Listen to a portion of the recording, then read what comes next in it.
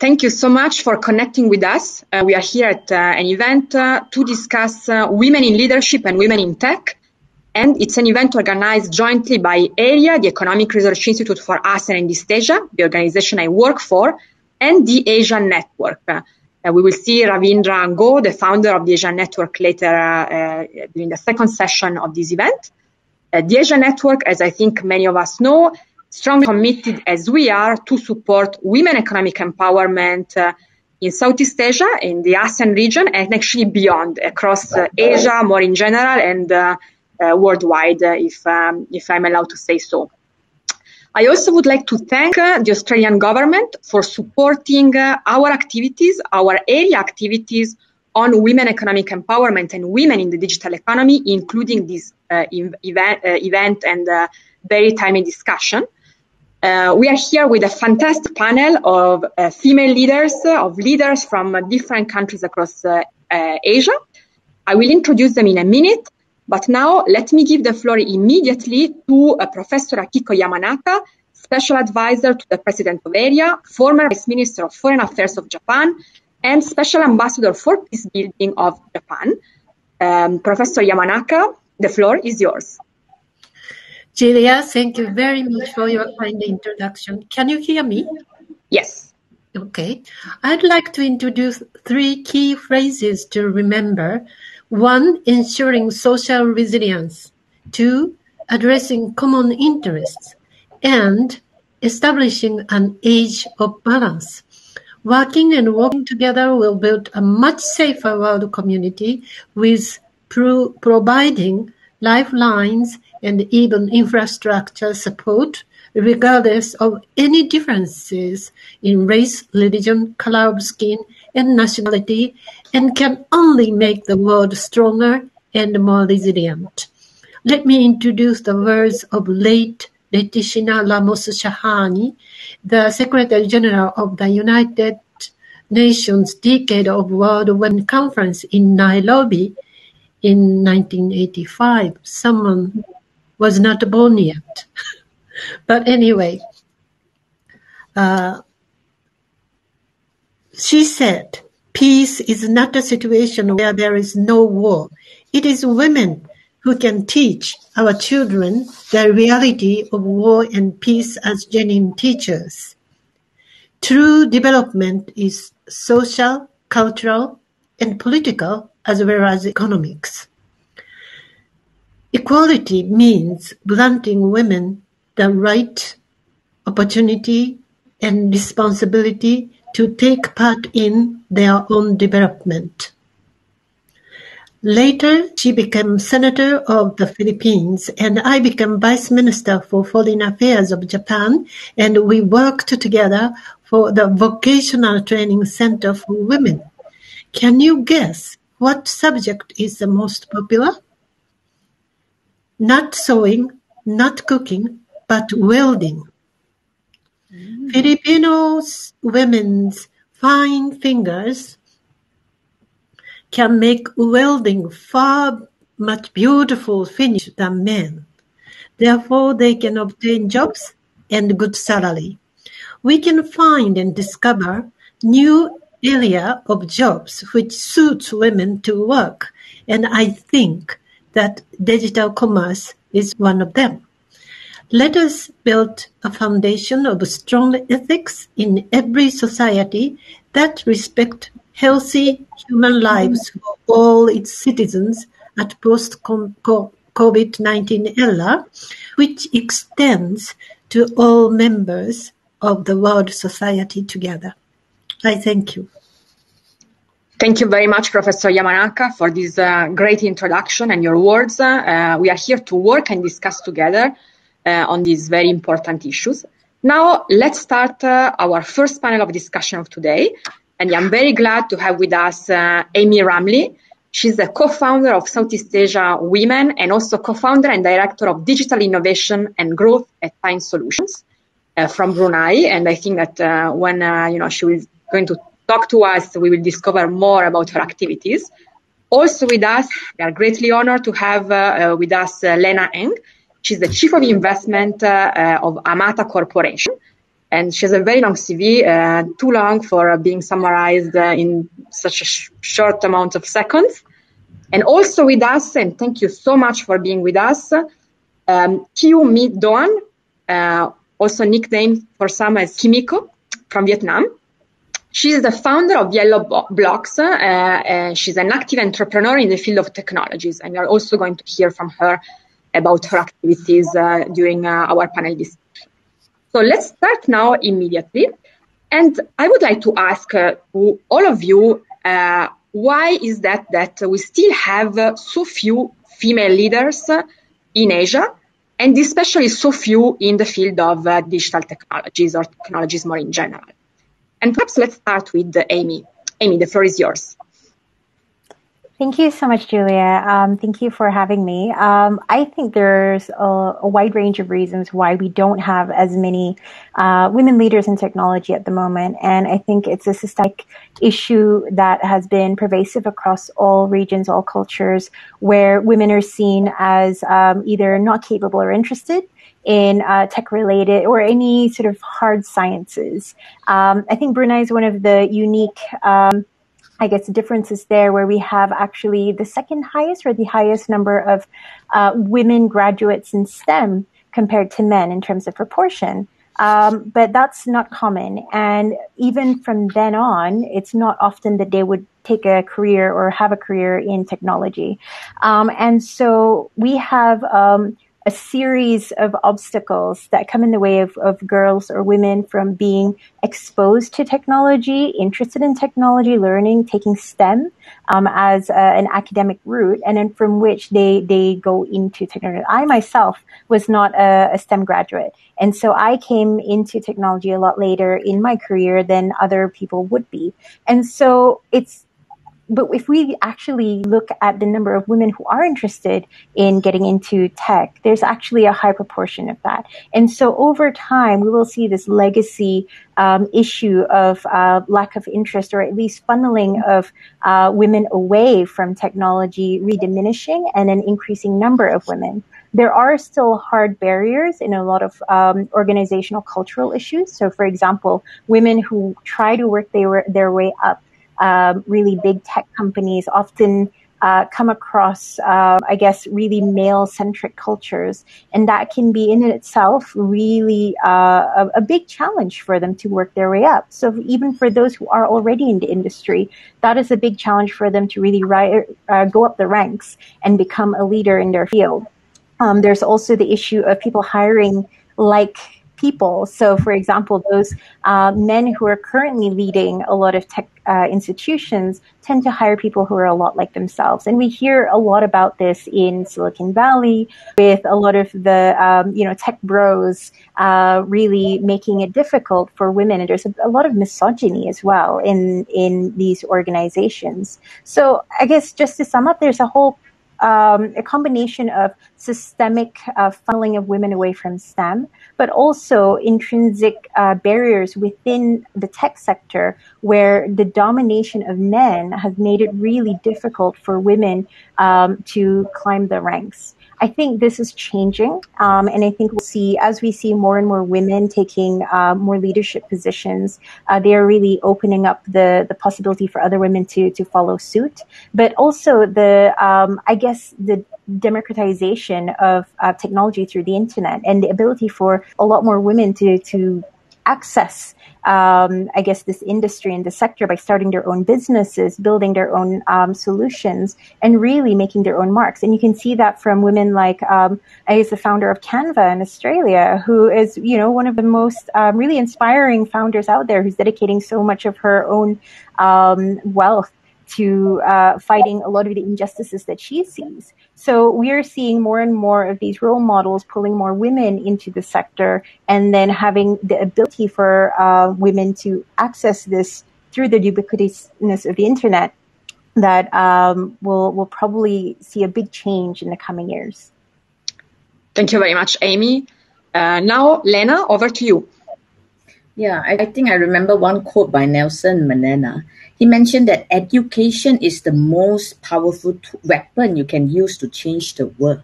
So I think everything we should start from the education system, And education does not only combine into the formal education system, it is also starting from parenting, right? So if we are able to start from that and just allow, we shouldn't go by, okay, you are a boy, you should do this, you are a lady, you should do this, right? So if that can change, I believe, incrementally the whole society will change. So the mindset change, cultural change that should take place, from very young, So like myself, right? I mean, I'm born in Singapore. I travel around the world. I worked 10 years in Thailand. But from young, right? My father only said one thing to me. He said, Lena, I don't need you to be successful. I don't need you to be famous. I don't need you to be rich. I just want you to be happy. So till now, right, I'm coming to 50. I still remember what he said to me. So I follow my heart, right? I do things that I find that each journey that I go through, in terms of developing women empowerment, smart city development, I just follow that mindset to say, follow the passion, follow your heart, right? So when it comes to that, then in the technology sector, right, it's not about whether it's technology or not. It's just whether how successful you are in doing this thing, whether in you climb up the corporate ladder, right, and be the best, right? And if you are if you're good in entrepreneurship, then you can also have your own business, but leveraging on technology. So I don't want people to overthink about technology. Say you have to be doing something that is really very techy. No, actually, in fact, if you look at the world now, right, it is not so much on the technology, but the usage of it, right? So if we are able to use 5G, if we're able to use quantum computing, these are all tools that are available. So if we are able to provide from the education perspective, right, changing the awareness, raising awareness from parenting, educational system, and definitely at the end, which is at the funding, right? Because I'm a chief of investment, funding level, maybe we could do more, right, to encourage women, right, by providing, maybe this is a fund, a platform that we can host for women or special for women. I'm sure there are already a lot of initiatives that are targeting at women entrepreneurship. So instead of looking at, the glass is half empty, I would look at it as half full, and then we can slowly build up. I don't need the quantity, but I need very good quality, like what Aimi has mentioned, like Canva CEO, right? This is very good example, and use that to inspire the rest of us. I think that will be very, very powerful. So that is my sharing. Thank you very much, Lena, for sharing your personal experience. And actually also our research is showing that it's by combining different skill sets that we can really innovate and, advance in our economies and society. It's not just about tech skills, but it's about combination of tech skills in different degrees with our skill sets and other types of competencies. So this is really, really important. And now to conclude our first round, let's move on with Kieu My from Vietnam. Please feel free to share your remarks with us. Thank you. Yeah, thank you for the sharing. I totally agree with Lena and Aimi observations. I think that is like cross-culture and cross-countries, but we can see the similar pattern in here. And I can recall to most of my encounters because I work for my companies. We are the first consulting firm that focus on frontier technologies. So we focus on things such as AI, blockchain, robotics, and so on. So when I discuss with the investors coming into Vietnam and also the founders in here, most of them are the male counterparts, right? And after the office discussion, on the working discussion, and then they say, oh, okay, I can see that you really understand about technology. So how can you have the time to take care of your family?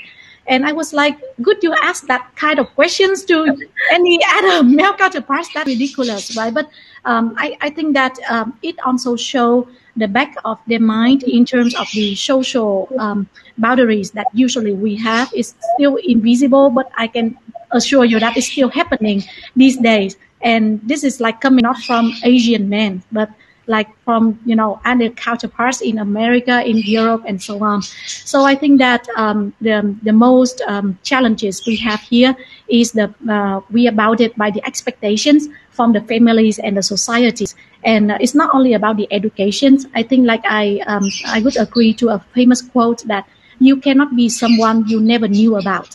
So if girls like, growing up and then seeing the role models as like the supermodels or like just very entertaining figures, but do not see the role models of female success, female leaders, and the respect for them, like it's also very, very difficult to have the kind of freedom of dream.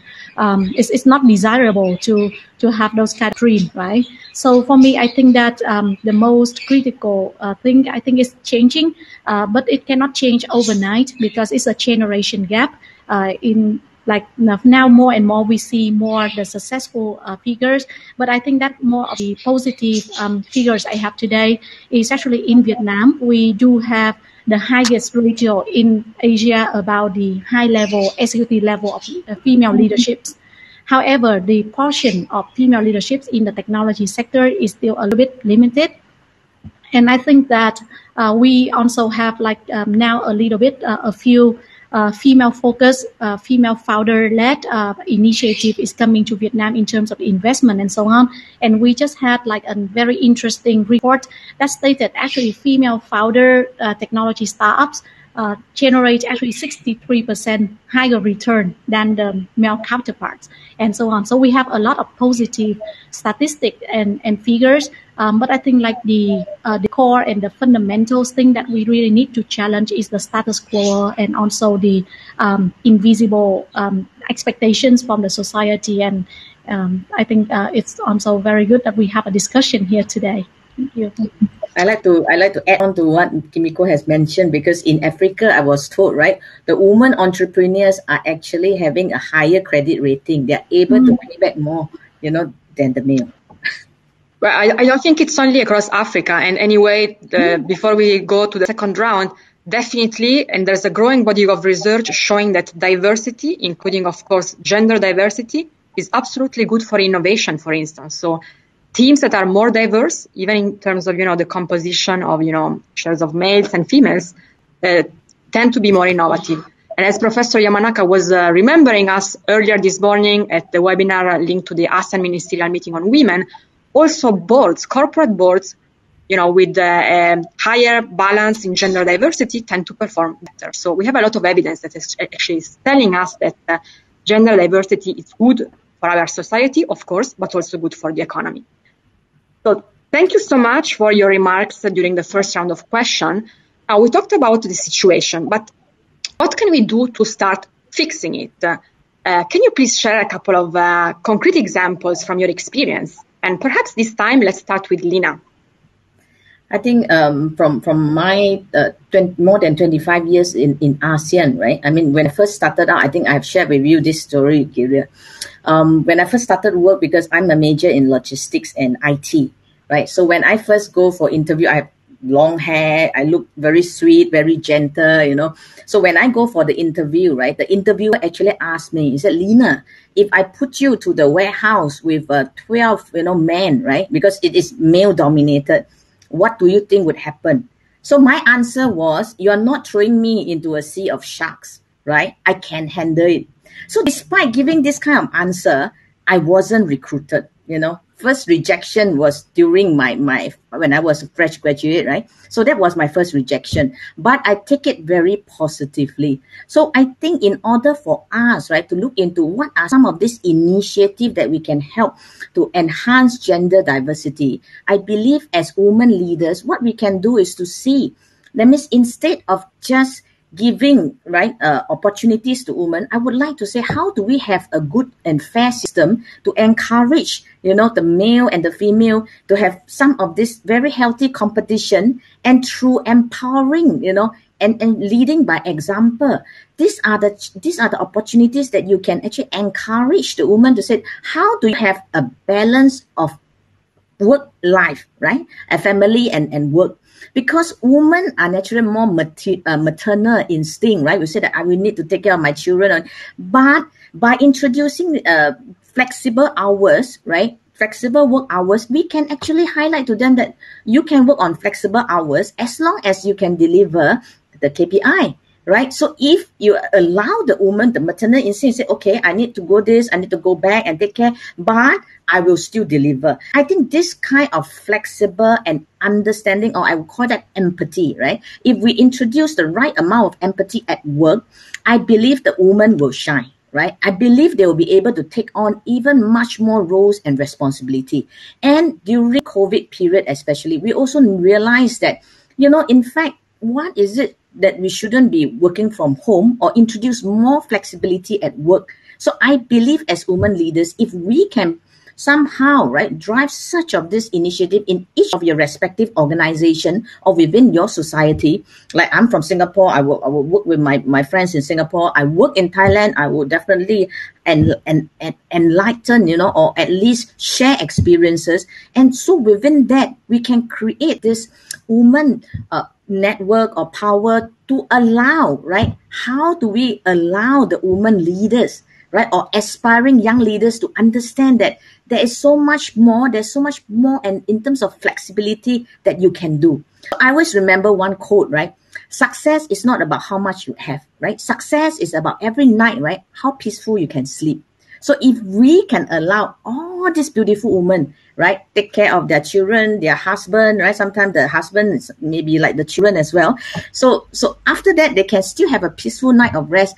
I think that will be a breakthrough to have more women leaders. Thank you, Lena.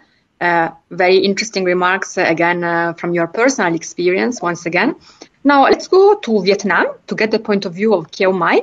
Over to you. Yeah, thank you for your sharing, Lena. I totally agree with you. And for us, I can share some of the real case study in Vietnam.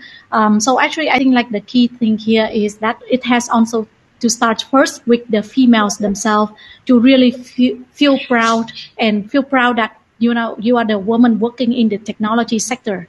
I think that's also the key point. And instead of having all these kind of skill set training and courses, I think it's also very, very important for us to create the diversity in those classes, because most likely some of the classes that I saw is most likely for the female founders, and then you see a group of only female only community that we support each other and so on, but usually like the men they stay out of the circles. And I think that for this one, we need to create kind of like the common ground and also like the common courtesy courses and civil classes in terms of like how to deal with this kind of gender equality. So for example, in my companies, we have a very great proportion of female leaderships, executives level and so on. And we usually have the brainstorming session together. And it's not about being a male or female, but we create like the different playgrounds so that we can do a lot of teamwork. And basically, we also have like the hackathons or the competition. And very interesting that most of the coding and hackathons challenge is won by the female team leaders. And it's also to acknowledge the different strong point and also different capability that how we can unleash those potentials from the woman. The second one is also in terms of the policies and regulations, because I think that there are now some specific requests from the investors. Like for some specific company, if you are invested by that company, you have to maintain a healthy ratio of like gender equality and so on. So I think like by enforcing those kind of policy, and we also have very, very interesting case that for the technology conference, we have been asked that, okay, you have to put at least 40 or 50% of the female speakers on the stage in terms of the technology presentation, and we prefer to have a female speaker from your company. So I think like those kind of like little details to ensure that diversity and at the same time like ensure the constant communication between us. I think it would like break the boundaries. Thank you very much. Aimi, what can you share with us? Okay, so I really wanted to mention that you can't fix what you don't measure. And so we need to measure. So we need to have a lot of, policies in place that really force organizations, institutions, companies to be able to state how many women actually get to be promoted to leadership positions? What's the diversity in their boards and the gender balance, just to see where the obstacles lie, because it will be different in different countries. So you might have equal access to education, however, and you might even have a lot of women doing STEM subjects, and yet you don't have a lot of women in leadership positions in any corporations that's related to technology. So that's one thing that I think is absolutely necessary. And then we can see a lot of examples in many countries once you start measuring, and you can actually track there's the impetus for the companies to be able to fix that themselves tend to happen as well, but it's not a given. The second thing is I would have to challenge what Lena was saying about I've been working flexibly and remotely for over a decade, and I've been championing that as one of the best routes for ensuring women have equal access to economic participation. That flexibility is necessary, remote working is necessary. However, I do not agree that this should be done so that the women can bear all of the burden and take care of their husbands. I think that it's absolutely necessary for us to really, really measure and assess the gender inequality in domestic sphere, especially when it comes to homework, care work, that is not measured, not really sort of paid for. And the assumption is, and then this is where, Kimiko, you get the question, right? Like, oh, I go to a conference and a meeting and they're like, oh, who's taking care of your child? I'm like, if my husband was here, no one would ask him that question. But this assumption is really born from that nucleus of your family. And if you don't unravel that and have the men participate in this detangling of assumptions, of gender-based assumptions, you will not have women who have the time or the energy to be able to even want to go in and get more responsibility and then take bigger roles. I mean, I'm almost maxed out. The idea of doing more makes me think like, oh, dear God, and I am luckier than most. And so this is where really having policies in place, but also initiatives to try and really bring that conversation to the domestic sphere, into the home, where the domestic care work, and this comes with equal access to childcare, equal paternity leave. I mean, like just having that as a given, as an assumption that men have a role to play in child rearing, men have a role to play in the domestic sphere.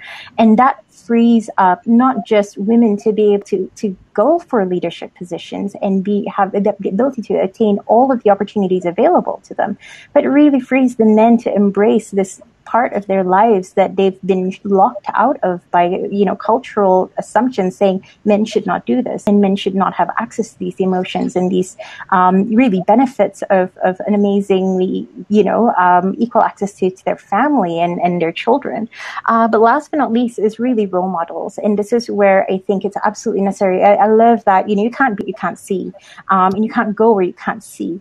And so this is where having more and more women celebrated for really unconventional roles, really highlighted. And that's one of the things that we're trying to do at SoutheastAsiaWomen.org, is really making it easier for media companies, organizations to find female speakers across a range of industries, to find female experts if they want collaboration, and then for young women to find women across different sectors, whether it's politics, technology, social, or arts, to have as mentors. And so I think more and more countries need to really highlight this on a really proactive level, but companies being able to show that, yes, when we say you need to be there for your family, we mean it, and we're going to live by this example. It means that the younger female staff that you have in your companies will think, actually, no, if I do rise up the ranks, I have management who will actually let me go and take my son to his appointment if I need to. It's not just something on paper. They live by that example. And I think at all these levels, there needs to be action, and it needs to be recognition, but really measurement. I think using really evidence-based policies is absolutely necessary on this. Yeah, Amy, I would just like to clarify that was meant to be a joke when I say that give the woman more time to take care of the men. Thank you. Thank you, Lena, for your clarification. But let me go back to this point. I mean, the issue of indicators and data is absolutely critical. And also in our research, we struggle to find good data that were showing how many women, were in leadership position in both the public and the private sphere. If these issues are not measured, people feel a bit of less pressure, to fix and correct imbalances. So this is absolutely a critical issue, and we really hope that policymakers across ASEAN and Asia will take steps in that direction. Now, I would also encourage participants to ask questions to our panelists. We are about to start our third round before Q&A. So thank you so much for your sharing so far. Now, we are here also to talk about women economic empowerment, Industry 4.0. We heard about already about opportunities and limitations, but we make a couple of additional examples from your experience, both of opportunities, but also the limitations that you have observed in several approaches so far that have been implemented. Let's start this time with Kieu My in Vietnam. Over to you. Yeah, thank you for the interesting questions. I think that specifically for the technology sector, having the world becoming more flat, and it opens up a lot of opportunities for the digital platforms to provide us the greater access to, like information, knowledge, and of course, like the feasibility for having those flexible working arrangements. I think that is also very, very important. And then also like from the digital platforms is also very measurable in terms of like the comparison, because I think before like the companies is quite hesitant in making like the dynamics of the changes in the workplace and so on. But nowadays, I think it's becoming more and more available. So for the women who are actually like really motivated, they can actually be empowered by the Industry 4.0. I think like the first one is about the knowledge and the content or information. Access to these is open to everyone. And then the second one is the initiative. I can see that there's a lot of, especially when I visit Silicon Valley, I think like every week there is at least like some women networking like roundtables for investors, for female founders and so on. So we do have like very, very strong community and initiatives coming in. And for the ASEAN network, I can see a lot of great work for the female leaders in here. And then the third one is that I can see that we see a lot of we can observe that there's a change in the mindset and also in the support from the whole culture and also society in this movement. So I think those are like very positive opportunities that we can acknowledge. And of course, like with the limitations and challenge we already mentioned before, I think the biggest one is still only about the social thinking and also the perceptions. We need to overcome that. Yeah. Thank you very much. Now let's move on to Aimi. Sorry, you went out for the question, so I couldn't really hear you when you were saying the question earlier. I apologize for my connection, but anyway, I was asking about women in tech and leadership. We already discussed, as Kieu My was saying, already some of the opportunities and also the limitations. But if you can make a couple of examples in terms of opportunities and limitations, we would be very grateful. Oh, yes, of course. So I think adequate access to the internet, equal and fair access to the internet is the biggest barrier across Southeast Asia. We have concentrations of it in urban areas, but we're completely ignoring swathes of rural areas where you're not getting even cell signal, you're not even getting electricity in some countries. And so I think as policies are more and more being designed around technology, and then COVID is a really prime example of this. I mean, you're using QR codes, apps to be able to track, where cases are, where to send, how to book for vaccinations, how to send out information. And yet you have entire populations that don't even have electricity, let alone a smartphone that can actually use this technology. And then as AI is being used to really scale some of these policies and solutions, you're getting more and more, communities that are underrepresented and are marginalized, who are even more marginalized and are not able to access the opportunities that are available. And so this isn't just for women, although women are usually affected more than men, but you have other sort of, remote communities and minorities who are actually, challenged by this as well. In terms of opportunities, I think if you do have the internet and you do have equal access and it's fair and cheap and affordable, then the world's your oyster. And I think this is the best time in the history of humankind to really expand and grow your knowledge. And I would recommend young people, especially women who are thinking about making themselves,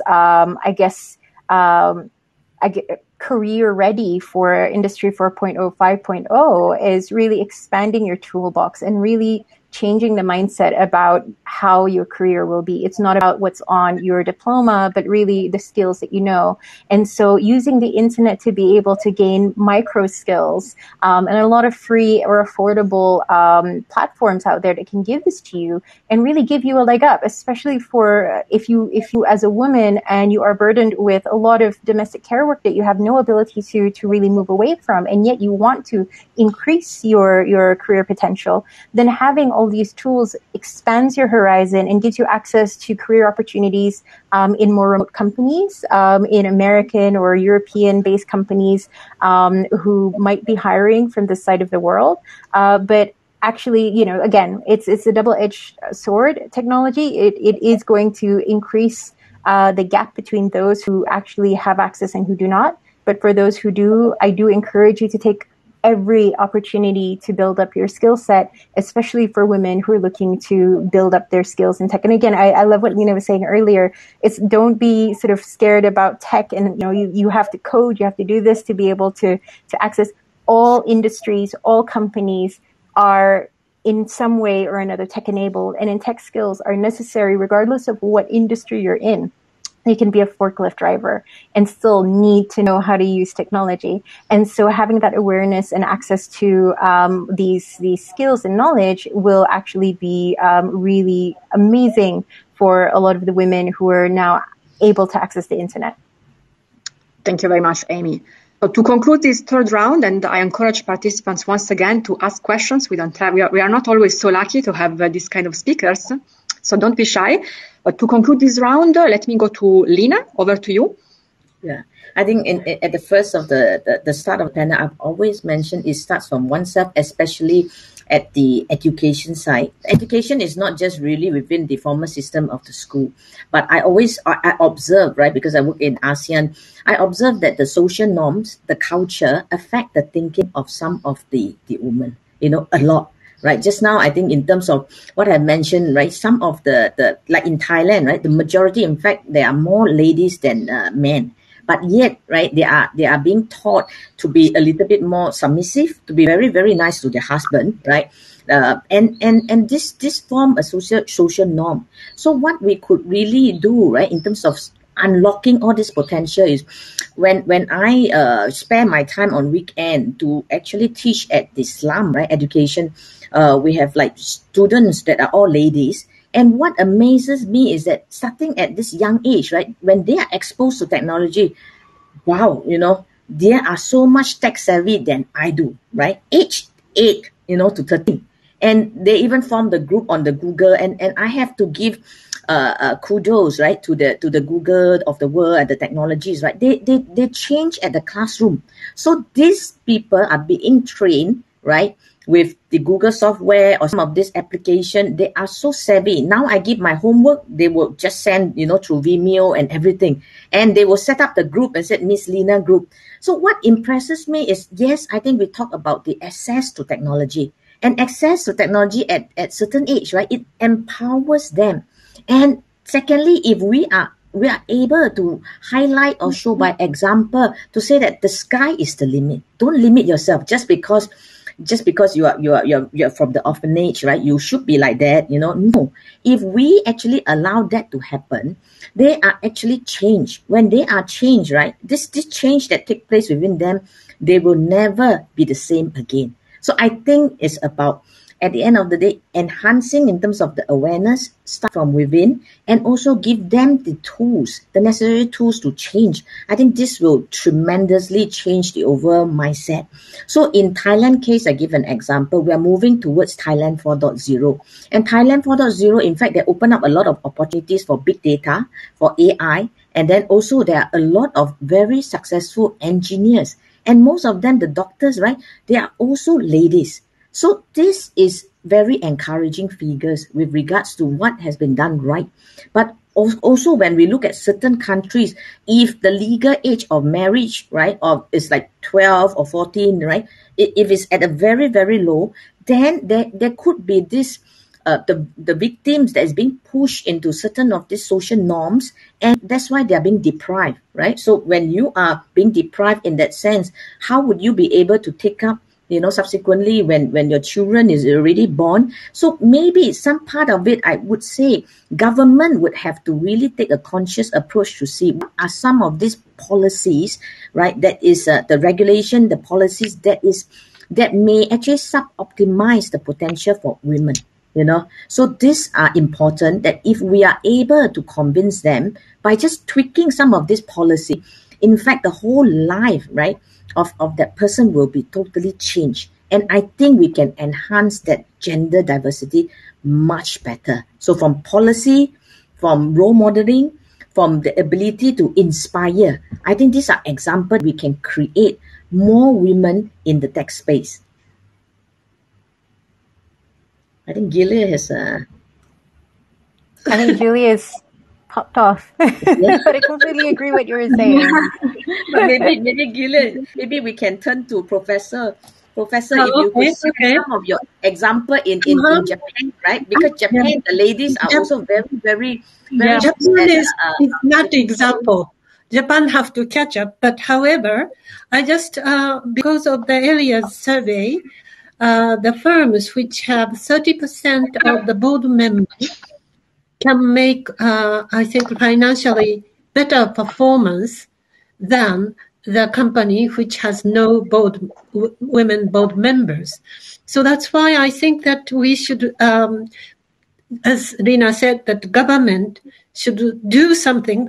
If you have more than 30%, it's not enough, but still 30% of the board member, some tax exemption or something like that.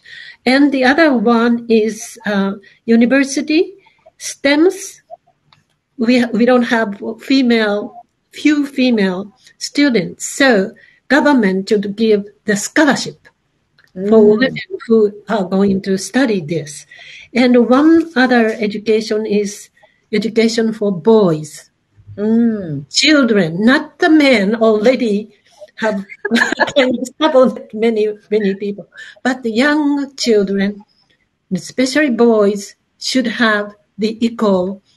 I think that this is something that Japan would like to do, but not yet realized, because the women, I think that for women, you can have a choice to be, if you are with a housewife, then you can do that. But if you don't want to be just a happy housewife or happy or not, but if M-shape, 29 years old, that they stop working and get married, and 45 years old, they come back, but all the work must be part-time, not full-time. So that's why recurrent education, which it's a remote. I think that not only just a COVID-19, but remote current education, which you can have one step up qualification or